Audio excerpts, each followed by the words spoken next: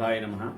ఈనాడు కవితార్క కేసరి బిరుదాంకితుడు శ్రీ వేదాంత దేశికులచే రచించబడిన అష్టభుజాష్టకం, మొదట అష్ట, చివరి అష్ట, ఆ రెండు అష్టభుజాష్టకాలేందో వివరంగా తెలుసుకుందామా.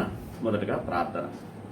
శ్రీమాన్ వెంకటనాథార్యః కవితార్కిక కేసరి వేదాంతాచార్యవర్యో మే సన్నిధత్తాం సదా హృది. శ్రీ వెంకటేశ్వర ఘంటావతారులు, సర్వతంత్ర స్వతంత్రులు, కవితార్కిక కేసరి, శతాధిక గ్రంథకర్త, జగద్విఖ్యాతి గాంచినటువంటి బిరుదులు కలిగిన శ్రీమాన్ వేదాంత దేశికులు రచించిన పలు స్తోత్రాలున్నాయి. వాటిలో అష్టభుజాష్టకం ప్రసిద్ధమైనది. అట్టపుయకరం అనే పేరుతో పిలువబడే పుణ్యక్షేత్రం తమిళనాడులోని కాంచీపురంలో సుప్రసిద్ధ వరదరాజస్వామికి ఆలయానికి పడమర దిక్కున సుమారు 2 కిలోమీటర్ దూరంలో ఉన్నది. ఇక్కడి స్వామి 8 భుజాలతో 8 దివ్య ఆయుధాలతో దర్శనమిస్తూ అందరిని భక్తులను అనుగ్రహిస్తున్నాడు. దానికి అనుగుణంగానే దేశికులు కూడా 8 శ్లోకాలతో స్తుతించి రచించడం చాలా విశేషం. ఈ దివ్య తిరుపతిని మరియు ఈ అష్టభుజ స్వామిని గురించి పేయాళ్వారు తన మూండ్రాం తిరువందాది అనే దివ్య ప్రబంధంలో 99వ పాశురంలోనూ, తిరుమంగై ఆళ్వార్ పెరియ తిరుమొഴി ప్రబంధంలోనూ కీర్తించారట ఈ స్వామి గురించి. అష్టభుజాష్టకంలో మొత్తం 10 శ్లోకాలు. వాటిలో 8 స్వామిని కీర్తించగా చివరి 2 ఫలశ్రుతిని, కవినామాన్ని తెలియజేస్తుంది. వేదాంత దేశికులు ఈ స్తుతిలో తాము లౌకిక విషయాల పట్ల ఆసక్తిని కలిగి ఉండడాన్ని, ఇచ్చటి అష్టభుజ స్వామి కృప వలన తాను పొందిన హితాన్ని, ఆ స్వామి పరత్వాన్ని, సౌలభ్యాన్ని, పన్నుల రక్షణ బాధ్యతను భగవానుడు తన కర్తవ్యంగా స్వీకరిస్తాడని, భగవానుని తప్ప ఇంకొక్కరిని ఎవరిని కూడా రక్షకునిగా ఆశ్రయించనని తమ మనోనైర్భర్యాన్ని తెలిపి తాము జీవించి ఉన్నంత వరకు భగవానుని శ్రీచరణాలలో అపరాధం లేని కైంకర్యాన్ని అనుగ్రహించవలసిందిగా ఈ అష్టభుజాష్టక ద్వారా స్వామిని ప్రార్థించి ఈ స్తోత్రానుసంధానం సకల లోకాలకు క్షేమాన్ని కలుగజేస్తుందని ఫలశ్రుతిని తెలిపి స్తుతిని పూర్తి చేశారు. ఈ స్తుతి ప్రధానంగా శరణాగతి తత్వ ప్రతిపాదకమని చెప్పబడుతుంది. అట్టపుయకరం అనే దివ్యదేశంలో వేంచేసి ఉండే అష్టభుజ స్వామి తన 8 హస్తాలలో ఖడ్గం, ధనుస్సు, గద, శంఖం, శరం, చక్రం, డాలు, తామర పువ్వు అనే 8 ఆయుధాలను దర్శనమిస్తున్నాడు. అసలు పుష్పం ఆయుధం కాకపోయినా అందాన్ని చేకూరుస్తుంది కదా. చక్రాది దివ్యాయుధాలకు అన్నిటికీ ఆభరణత్వం కూడా ఉన్నదని ఆళ్వార్లు పూర్వాచార్యులు తెలిపి ఉన్నారు. తిరుచ్చయ్య నేమియాన్ అని నమ్మాళ్వార్లు సర్వప్రహరణాయుధ అనే నామాన్ని వ్యాఖ్యానించే సందర్భంలో ఆత్మోచితాని అనంతాని ఆభరణ వికల్పాని దివ్యాయుధాని అని అంటూ శ్రీ పరాశర భట్టర్ ఈ విషయాన్ని తెలియజేయడం ఇక్కడ మనం స్మరించదగినది. అలాగే గజేంద్ర రక్షణ సందర్భంలో స్వామి అష్టభుజుడయ్యాడని చెప్తారు. 8 శ్లోకాలతో కూడిన స్తుతికి వారణమాల అనే పేరు ఉందట. భగవంతునికి చక్రహస్తే భచక్రం అన్నట్లు గజంతో పలు రీతులతో పోలిక ఉన్నది. అటువంటి స్వామిని 8 శ్లోకాలతో కూడిన వారణమాలతో స్తుతించడం తగినటువంటిదే. కృష్ణాష్టకం, హరియష్టకం, మధురాష్టకం ఇలా చాలా గ్రంథాలు 8 శ్లోకాలతో కూడింది. వాటిని ఏమంటారు? అహింసా ప్రథమం పుష్పం, పుష్పమింద్రియ నిగ్రహ, సర్వభూతదయా పుష్పం, క్షమా పుష్పం విశేషతః, జ్ఞానపుష్పం, తపః పుష్పం, ధ్యానపుష్పం తథైవ చ, సత్యం అష్టవిధం పుష్పం, విష్ణో ప్రీతికరం భవేత్. 8 పుష్పాల గురించి వివరణ విన్నారు కదా. ఈ విధంగా చేయబట్టే విష్ణుమూర్తి చాలా తృప్తి చెందుతాడు అనే ఉద్దేశం ఉండబట్టే అష్టకాలు రాయబడినాయి. లేకపోతే దశకాలను ఇంకోటైతే ఉండేది. అష్టకాలకు ప్రాధాన్యం ఇదే అని భగవంతునికి ఇష్టమైనటువంటి 8 పుష్పాలను గురించి చెప్పాం కదా. ఇలా 8 సుగంధ పుష్పాలకు తగినట్టు 8 శ్లోకాలు దేశికులు అష్టభుజ స్వామికి సమర్పించడం కూడా ఇదే. ఈ అష్టభుజాష్టకంలో ప్రస్తుత స్థుతిలో ప్రధాన ప్రాతిపద్యం శరణాగతియే అని పూర్వమే చెప్పబడింది కదా. ఈ స్థుతి ప్రపన్న జన పాథేయం అని, ప్రపత్తి చేయగోరే వారికి రసాయనం అని దేశికులే స్వయంగా చివరలో పలికారు. ఈ విధంగా దేశికులు 8 సంఖ్యలో గల శ్లోకాలతో భగవాన్ని స్తుతించడం పలు విధాలైనటువంటి అర్థాలను సూచిస్తుంది. అటువంటి అష్టభుజ స్వామి భక్తుల మనోరథాలను తీర్చే కల్పవృక్షంగా అనుగ్రహిస్తూ ఉంటాడు. ఇప్పుడు అష్టభుజాష్టకం ప్రారంభిద్దాం. మొదటి శ్లోకం. గజేంద్ర రక్షా త్వరితం భవంతం గ్రాహైరివాహం విషరైర్వికృష్టం అపార విజ్ఞాన దయానుభావం ఆప్తం సతామష్టభుజం ప్రపద్యే. ఓ అష్టభుజ స్వామి, లౌకిక విషయాలు మొసళ్ళ వలె నన్ను పట్టుకుని తమ వైపు బలంగా ఆకర్షిస్తున్నావి. ఆనాడు మొసలి నోటులో చిక్కుకొని నిస్సహాయుడైన గజేంద్రుడు, నారాయణ రావే ఈశ్వర, కావే వరద, సంరక్షించు భద్రాత్మక అని ఎలుగెత్తి పిలవగానే నీవు ఎంతో వేగంగా వచ్చి అతను రక్షించావే. ఆ విధంగానే ప్రాపంచికాలైన విషయాల పట్ల నేను ఆకర్షితుడై నన్ను అక్కడి నుంచి మళ్ళించి సన్మార్గంలోకి వెళ్ళేటట్టు చేయి స్వామి అని తన బాధను వెళ్ళబుచ్చాడట స్వామి. పరాశ్య శక్తిర్వివిధైవ శ్రూయతే స్వాభావికీ జ్ఞానబల క్రియాచ అన్నట్లు నీ జ్ఞానానికి కానీ కరుణకు కానీ శక్తికి కానీ అంతులేదు స్వామి. అందువల్ల నీవు నా తప్పులను, వాటిని పోగొట్టే దారిని తెలుసుకొని మన్నించి కాపాడి నీ మహిమను సుస్థిరం చేసుకో. నీవు సత్పురుషుల విశ్వాసానికి పాత్రుడవై ఆప్తుడవు. వారిని రక్షించడం కోసమే కదా నీవు 8 భుజాలను కలిగి ఉన్నావు. ఇటువంటి నిన్ను శరణు వేడుతున్నాను అని ఆ మొదటి శ్లోకం యొక్క భావం. ఇంకా వివరంగా చెప్పాలంటే, స్వామి ఒక మొసలిచే పట్టుకోబడిన ఏనుగును కాపాడడం కోసంగా అరై కులయ తలై కులయ అనే రీతిలో నీ నడుమున గల వస్త్రం జారిపోయేటట్లు, జుట్టుముడి ఊయిడిపోయేటట్లు వాయువేగ మనోవేగాల కంటే వేగంతో వచ్చావు కదా. అటువంటి నీవు ఆ గజేంద్రుని కంటే మిక్కిలి ఎక్కువ తీవ్రమైనటువంటి ఆపదలో చిక్కుకున్న నన్ను కాపాడడం కోసం అంతకంటే ఇంకా ఎక్కువ వేగంతో రావద్దా? నా ఆర్తి ఎంతటి తీవ్రమైనదో నీకు తెలీదా స్వామి? యహా సర్వజ్ఞ సర్వవిత్ అని అన్నట్లు నీ జ్ఞానం సమగ్రమైనది, అంతులేనది. నా ఆపదను గురించి తెలిసినా నీవు దయారహితుడవైతే ఊరికే ఉండవచ్చు, కానీ నీ దయ కూడా అపారమైనది కదా. ఈ రెండూ ఉన్నా నీకు శక్తి లేకపోతే రక్షించలేకపోవచ్చు, కానీ నీ శక్తి పరాశ్య శక్తి వివిధైవ శ్రూయతే అని వేదం కీర్తించినదిలో చాలా గొప్పదైనది. సర్వజ్ఞోపి సర్వేశః సదా కారుణికోపి సన్ సంసారతంత్రవాహిత్వాత్ రక్షాపేక్షాం ప్రతీక్షతే. భగవానుడు సర్వజ్ఞుడైన, అందరినీ శాసించేవాడైన, సదాకరుణను సహజంగా కలవాడైన, సంసారమనే వ్యవస్థను కర్మానుసారంగా నడిపేవాడు గనుక రక్షభూతుడైన జీవుని నుండి అపేక్షను, అంటే నన్ను నీవు రక్షించాలి అని మనసులో అతనిని గూర్చి చేసే ప్రార్థనను ఎదురు చూస్తాడు కదా. అది శాస్త్రాలు చెబుతున్నాయి స్వామి. కనుక పురుషేణ అర్ధ్యతే ఇది పురుషార్థ అనే వ్యుత్పత్తి అనుసారం జీవని ప్రార్థన ఫలప్రాప్తికి చాలా ఆవశ్యకము.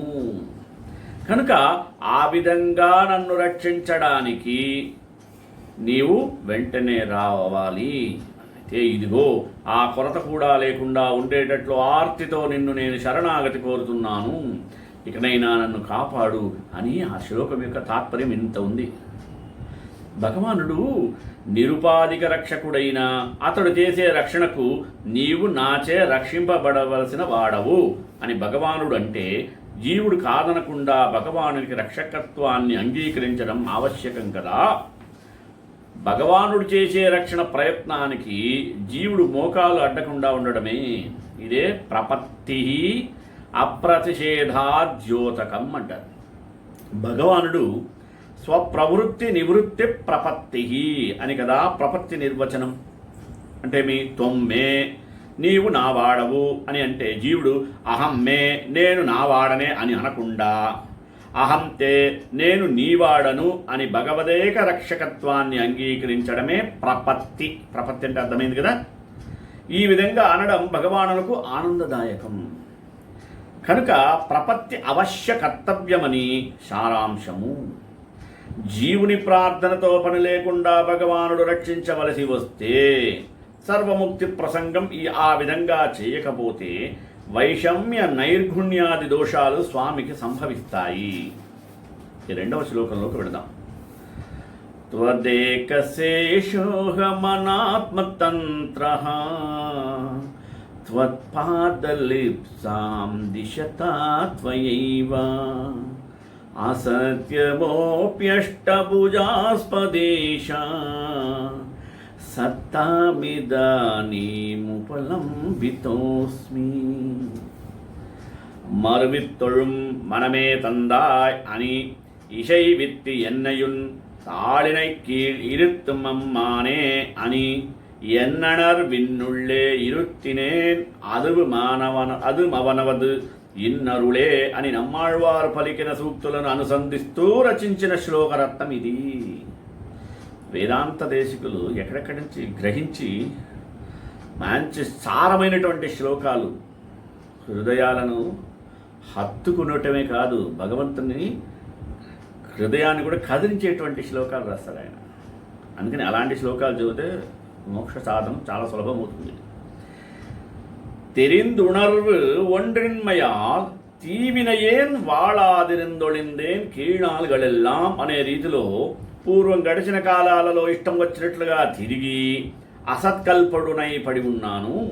తన సొత్తు పాడైపోతూ ఉంటే చూస్తూ ఊరకే ఉండలేని జగత్స్వామి అయిన నీవే మణిమాంగా ఎట్టు అనేటట్లుగా ఏవో కొన్ని యాదృచ్ఛిక అజ్ఞాత సుకృతాలలో నాలో ఆరోపించి రక్షించాలని భావించి నీ శరణాలలోనే అంటే నీ యొక్క పాదారవిందముల యొక్క రుచిని నేను కలిగించుకున్నాను. నాకు సత్తను కలిగించావు కనుక ఉజ్జీవించగలిగాను అని వాపోతున్నటువంటి భక్తుని మనోవేదన. ఇక్కడ పరిశీలించదగిన విషయం ఒకటి ఉన్నది. ఎవర్ ఆర్ కోల్ అనే ప్రశ్నకు సమాధానం ఇచ్చే స్వామి నాన్ అట్టపుయన్ నేను అష్టభుజుణ్ణి అని సమాధానం చెప్పాలి. కానీ ఆయన ఏమన్నాడు, అట్టపుయకరత్తాన్ అంటే అష్టభుజ నగరం వాడను అని సమాధానం చెప్పాట. అని ఎందుకు అలా అన్నాడంటే, దీనికి సమాధానం ఏమంటే, నేను అష్టభుజ స్వామిని అంటే స్వామి తన విషయాన్ని తానే వ్యక్తం చేసుకున్నట్లు అవుతుంది. ఆ విధంగా తనను తాను వ్యక్తం చేసుకునే అభిప్రాయం భగవానుడికి లేదు. కనుక చాలా చాతుర్యంతో చెప్పిన సమాధానమే అట్టపుయగరత్తేన్ అనేది. అష్టభుజ క్షేత్రానికి నేను అధిపతిని అని కానీ అష్టభుజ క్షేత్రాల్లో ఉండేవాళ్లలో ఒకడను అని సామాన్యంగా పలికినట్లుగా కానీ ఈ సమాధానానికి తాత్పర్యం చెప్పవచ్చు. దుష్యంతుడు దీనికి ఒక ఉదాహరణ మనకి మహాభారతంలో తెలుస్తుంది. దుష్యంతుడు వేటకు పోతూ శకుంతల ఉన్న కణ్వాశ్రమానికి వెళ్ళినప్పుడు అతన్ని ఆశ్రమవాసులు నీవెవరని ప్రశ్నిస్తారు. దానికంటాడాయన, భవతి య పౌరవేణ రాజ్ఞ ధర్మాధికారే నియుక్త సోహం అన్నాడు. అంటే పురువంశ ప్రభువు చేత ధర్మ కార్యాలను నిర్వహించడం కోసం నియమింపబడిన వాడను నేను అని చాలా చాతుర్యంతో సమాధానం చెప్పడంలో దిట్ట దుష్యంతుడు కూడా. ఇది ఒక దృష్టాంతం. ప్రస్తుత పాశురంలో అట్టపుయగరత్తేన్ అనే బదులు కూడా 2 విధాలుగా అర్థం చెప్పినట్టు చమత్కారమైన అర్థాన్ని చెప్పవచ్చు. ఇక 3వ శ్లోకంలోకి వెళదామా. స్వరూపరూపాస్త్ర విభూషణాద్యై పరత్వచింతాం త్వయి దుర్నివారం భోగే మృదూపక్రమతామభీప్సన్ శీలానిర్వారయసీవ పుంసాం. ఈ శ్లోకంలో గల పరమ గంభీరమైన భావాన్ని సంప్రదాయార్థానం భవరసికులే గ్రహించగలుగుతారు. స్వామి అష్టభుజుడై ప్రకాశించే సన్నివేశంలో పరత్వ సౌలభ్యాలు రెండు గొప్పగా ప్రకాశిస్తున్నప్పటికీ పరత్వం కంటే సౌలభ్యమే మించి ప్రకాశించే రీతిని మనస్సులో పెట్టుకొని ఆళ్వార్లు దానికి ఒక హేతు విశేషాన్ని ఇందులో వివరిస్తున్నారు. అష్టభుజ స్వామి రూపాన్ని గనక చూస్తే పరత్వమే మూర్తీభవించినట్లున్నది. దివ్య మంగళ విగ్రహాన్ని చూడండి ఎప్పుడైనా. రూపమే వాస్యయేతన్ మహిమానం వ్యాచష్టే అనే రీతిలో పరత్వాన్ని ప్రకటిస్తున్నది. శంభు నిలంగు వలంగయాళెత్తిల్ సిలై தண்டோடு சங்கமொழ்வாள் உம்பரிரு சுடராயோடும் కడగమళిమలర్ అనబడిన అష్ట దివ్యాయుధాలు ఏమయ్యావి? కిరీట మకుట చూడావతంస మకర కుండల గ్రైవేకహార కేయూర కటక శ్రీవత్స కౌస్తుభ ముక్తాదామోదర బంధన పీతాంబర కాంచీ గుణనూపురాది అపరిమిత దివ్య భూషణాలు అని శ్రీ పరాశర భట్టర్ అనుగ్రహించిన రీతిలో పరత్వ సూచకాలుగా భాసిస్తున్నాయి.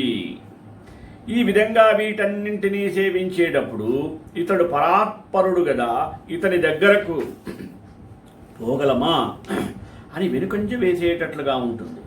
పైగా ఇతడు పరాత్పరుడు, చింతగలగని రీతిలో సౌలభ్యాది గుణాలను క్రమంగా ప్రదర్శించి తమకు అనుభవింపజేశాడనే వేదాంత దేశకులు ఇందులో అంటున్నారు. 4వ శ్లోకంలో వెళదామా? శక్తిం చరణ్యాంతరశబ్దభాజాం సారం చ సంతోల్య ఫలాంతరాణాం త్వద్దాస్య హేతోస్త్వయి నిర్విశంకం న్యస్తాత్మనాం నాథ బిభర్షి భారం. పరత్వాన్ని గురించి దేశకులు తెలుపుతూ న సంపదాం సమాహారే విపదాం వినివర్తనే సమర్థో దృశ్యతే కశ్చిత్ తం వినా పురుషోత్తమం అనియు నహి పాలన సామర్థ్యం ఋతే సర్వేశ్వరం హరిం అని పలికే రీతిలో భగవానుడైనటువంటి శ్రీమన్నారాయణుని కంటే అన్యులు ఎవ్వరూ రక్షకులుగా లేరు. రక్షకులనే పేరును కలవారు కొందరు ఉన్నప్పటికీ వారు క్షుద్ర ఫలాలను ఇచ్చి రక్షించగలరే తప్ప పరమ పురుషార్థమైనటువంటి మోక్షాన్ని ఇవ్వగలిగిన వారు కానే కారు. ఘంటాపరంగా చెప్పగలిగారు ఆయన. అందుచేత రక్షకమాన్యులైన ఇతరుల శక్తిని వారు ఇచ్చే క్షుద్ర ఫలాల స్వభావాన్ని చక్కగా పరిశీలించి చూసి నీ పాదాల విందాలలో చేసే కైంకర్యమే స్వరూపరూపమైన ఫలమని గ్రహించి నిన్నే శరణంగా ఆశ్రయించి నిన్ను ఎవరైనా సరే శరణు కోరిన వారికి సకల విధ రక్షణ దురంధడువు కూడా అవుతున్నావని దేశకులు అభిప్రాయపడిరి. 5వ శ్లోకం. అభీతి హేతోరనువర్తనీయం నా తత్వదన్యం న విభావయామి భయం కుతస్యాత్ త్వయి సానుకూలే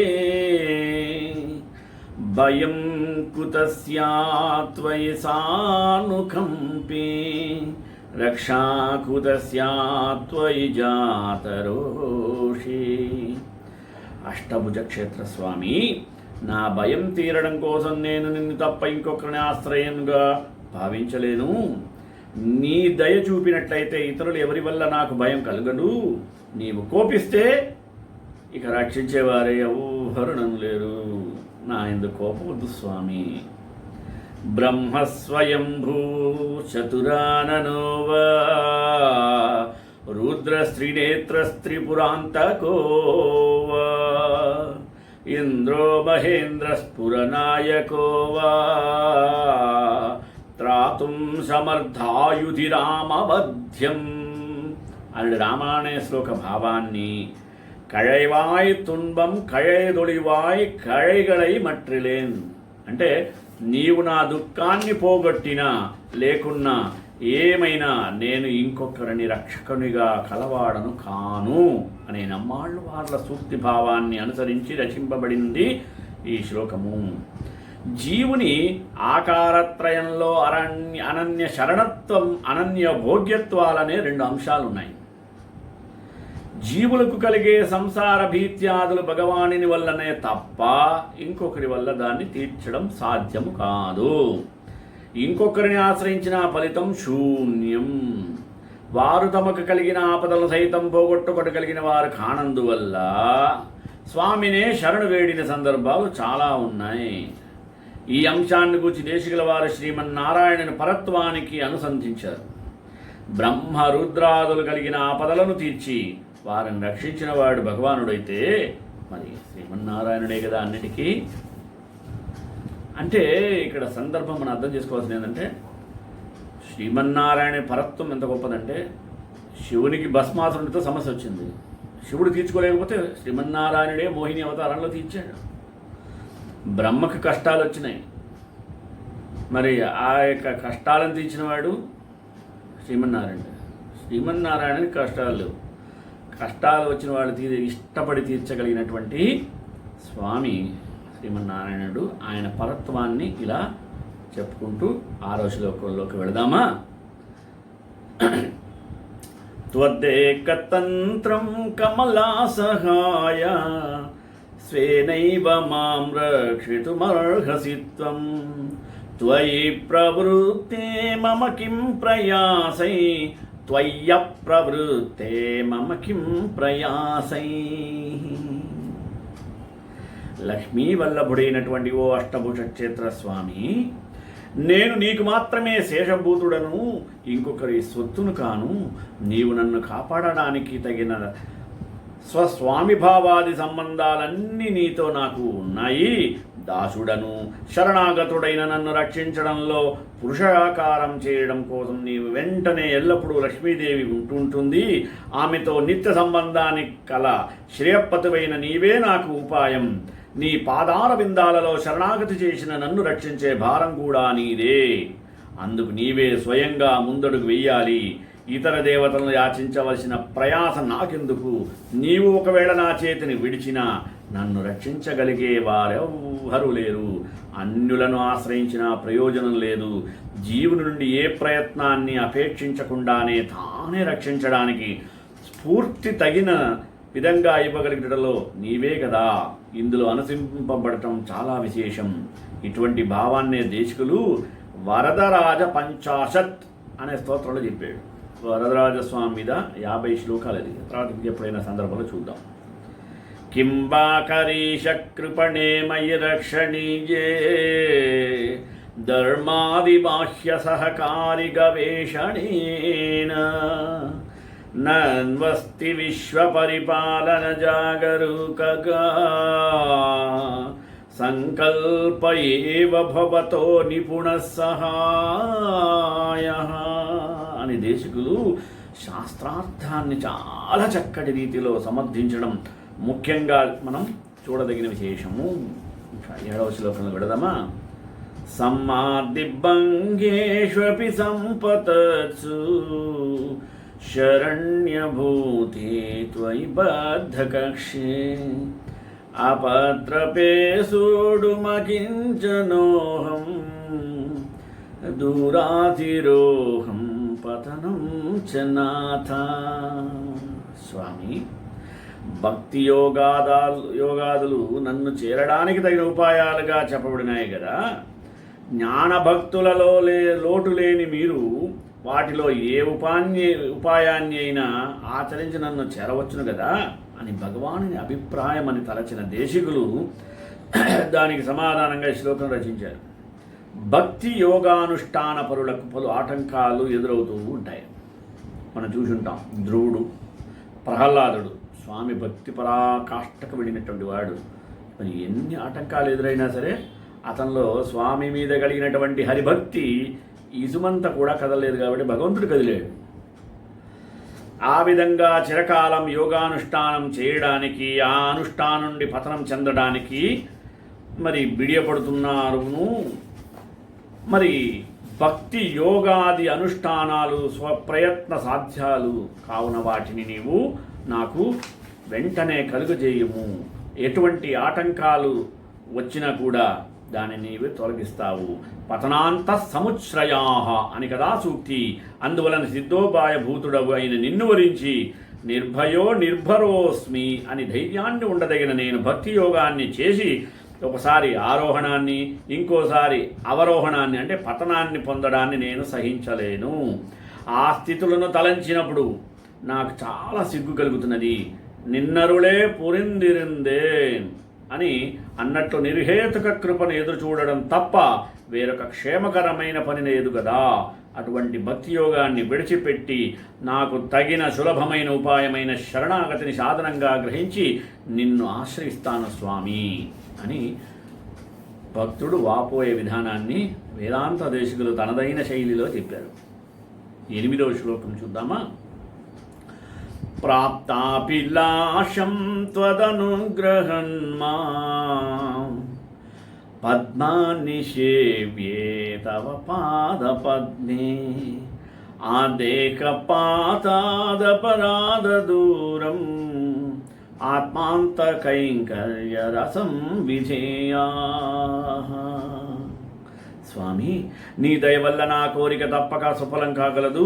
లక్ష్మీదేవి సంవాహనం చేసే సుకుమారులైనటువంటి నీ పాదపద్మాలలో నాకు నిత్యమైనటువంటి సేవా రుచిని కలిగించు.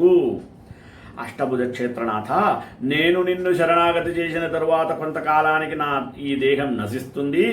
ఆ తర్వాత మోక్షప్రాప్తి కలుగుతుంది, ఇది నిశ్చయం. కనుక నీ కరుణ వలన నా కోరిక నెరవేరినట్లు భావిస్తాను. అయితే నా ఈ శరీరం నశించే వరకు ఉండే కాలమంతా నీకు కైంకర్యం చేయడమే నాకు క్షేమకరం. నీ శ్రీచరణాలు అతిలోక సౌకుమార్యాన్ని కలిగి ఉన్నవి. పద్మంలో అవతరించి ఆ పువ్వులోని సౌకుమార్యమే మూర్తి భవించినట్లుండే లక్ష్మీదేవి సైతం ఎక్కడ కందిపోతాయో ఏమో అనే జంకుతో మెల్లగా వాటిని తాకి సంవాహనం చేస్తుంది. సంవాహనం అంటే చేతులు ఒత్తడం. అటువంటి మహనీయాలైనటువంటి నీ శ్రీపాద పద్మాలలో నేను ఆత్మాంత కైంకర్యాన్ని చేయాలి. ఏ అపరాధం లేని నిత్య కైంకర్యాన్ని నీ శ్రీచరణాలలో చేయడంలోనే నాకు రుచి కలిగేటట్లుగా నన్ను నీవే అనుగ్రహించాలి. ఇటువంటి రూపంలో సాటి లేని లక్ష్మీదేవి, భూదేవి మెల్లిగా తాకి సంవాహనం చేసే సుకుమారాలైన నీ చరణాలను, శ్రీచరణాలను అని అంటూ నమ్మాళ్వార్లు పలకడం దీనికి మూలం. దేవతలకు అర్హమైన పురోడాశాన్ని శునకం ఆశపడే రీతిలో లక్ష్మీదేవిచే మాత్రమే సేవించదగిన నీ పాదార విందాలను నేను కోరుకోవడం, కైంకర్యం చేయాలని ఆశపడుతున్నాననే అర్థం స్వారస్యం పైన ఉదహరించినటువంటి శ్వేవదేవా ఇత్యాది భక్త సూక్తిని సమన్వయించడం ద్వారా మనకు తెలుస్తుంది. నెడియానై అడినాయేన్ నినైందిట్టేనే సూక్తి కూడా ఇటువంటిదే. అయితే నాకు నేనుగా ఆశపడటం లేదు, నీవే నాకు ఆ ఆశను కలిగించావు. ఇటువంటి మహోపకారాన్ని చేసినట్లే యావత్ శరీరపాతం ఏ అపచారాలు లేని నీ నిత్య కైంకర్యంలోని అభిలాష నాకు కలిగేటట్లు నీవే కటాక్షించు స్వామి అని శ్లోకసారం. మొదటి పాదంలో ప్రాప్తాభిలాషాం త్వదనుగ్రహాణం అని చెప్పబడుతుంది కదా, దీనికే అనుసంధించుకోవాలి. ఈ విధంగా ఇంతటితో ఈ స్తుతి ముగిసింది.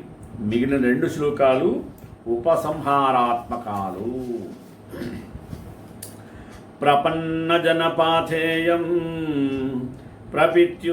ప్రపిత్సూనాం రసాయనం శ్రేయసే జగతామేతత్ శ్రీమదష్టభుజాష్టకం అని 9వ శ్లోకం. ఈ శ్లోకం ఫలశ్రుతిని తెలియజేస్తుంది. ఈ అష్టభుజాష్టకం అనే స్తుతి ప్రపత్తిని చేసి మోక్షం కోసం ఎదురు చూచేవారికి పాతేయం అని సంస్కృతంలో మంచి పదం అంటే ఏంది, దారి భత్యం వంటిది. వారు మోక్షం పొందేంత వరకు ఈ స్తుతితో అనుసంధింపబడిన భగవానుని కళ్యాణ గుణాలను రస్య భోగ్య పదార్థాల వలె ఆస్వాదిస్తూ కాలాన్ని గడపవచ్చును. ఈ స్తుతి ప్రపన్న జనులకు పాతేయం అయినట్లే ప్రపత్తిని చేయగోరే వారికి గొప్ప రసాయనం, బలవర్ధకమైనటువంటి ఔషధం కూడా. రసమంటే రుచి, అంటే భగవానుని స్వరూప గుణ విభూతుల అనుభవం పట్ల మొదటి ఆనుకూల్యమైనటువంటి భావననే రసం అంటారు. క్రమంగా భక్తి ఇత్యాదులు కూడా వాటికోలు చెందుతాయి. వాటికి ఆయనమంటే స్థానం. ఈ స్తోత్రాన్ని అనుసంధానం చేసే వారికి భగవానుని పట్ల మొదట అద్వేషం ఏర్పడి అది క్రమంగా అనుకూల భావనగా మారి అది భక్తిగా పరిణమించి పరభక్తి, పరజ్ఞాన, భక్తులనే దశలను రూపొందిస్తుంది. లోకంలో బలవర్ధకమైన రసాయనం రోగికి ఆహారం పట్ల రుచిని కలిగించి క్రమంగా బలాన్ని వృద్ధి చేసేటట్లే ఈ స్థుతి కూడా ప్రపత్తిని చేకూరే వారికి భగవద్విషయేకమైన మహావిశ్వాసాన్ని, కైంకర్యాభిలాషను కలిగిస్తుందని సారము. రస శబ్దానికి ఎందుకు అలా వాడారంటే రసో వై సహా, భగవంతునికి పేరు, పరమాత్మ అని కూడా దాని అర్థం. ఇక్కడ శ్రేయసే జగతాం అనే ప్రయోగం వల్ల స్తుతికర్త ఔదార్యం సూచితం. చిట్ట చివరి 10వ శ్లోకం. శరణాగత సంత్రాణ త్వరాద్విగుణబాహునా హరిణా వెంకటేశాయ స్తుతి స్వీక్రియతామ్యం. ఈ స్తుతి శ్రీ వెంకటేశ్వర అనబడే దేశికుల చేత రచింపబడినది. భగవానుడు చక్రపాణి చతుర్భుజ అని ప్రసిద్ధుడు. ఈ విధంగా స్వామి చతుర్భుజుడైనా అతడు తనను శరణు వేడిన వారిని కాపాడాలనే త్వరను అధికంగా కలవాడు కనుక వారిని రక్షించే సందర్భంలో స్వామి బాహువుల సంఖ్యలో కూడా ఆధిక్యం ఏర్పడుతుంది. పై విధమైన రీతిలో ఆ 8 భుజాలలో నిత్యం 8 భుజాలను ధరించి మన పాపాలను తీర్చి మనం రక్షించడం కోసం ఆతృతగా స్వామి ఎదురు చూస్తున్నాడు. అటువంటి ఆ అష్టభుజ స్వామి తన 8 శ్రీహస్తాలతో 8 శ్లోక పుష్పాలను స్వీకరించుగాక. శరణాగత రక్షణ త్వర వలన భగవానుని బాహువులు ద్విగ్రీకృతాలై 8 అయ్యాయి అన్నది ఒక చమత్కారమైనటువంటి ఉక్తి. మొదటిసారిగా గజేంద్ర రక్షణలో భగవానుడు అష్టభుజుడయ్యాడని మనం ఇందాక చెప్పుకున్నాం. ఈ శ్లోకం ద్వారా వేదాంత దేశికులు ఈ స్తుతిని కాంచీపురములోని అట్టపయకర క్షేత్రంలోని అష్టభుజ స్వామికి సమర్పించినట్లు ఈ స్తుతి పేరును దేశికులే పెట్టినట్లుగా తెలియచున్నది. కృతి చివర కవి నామం అంకితం కావాలనే సంప్రదాయం ఇక్కడ పాటింపబడింది.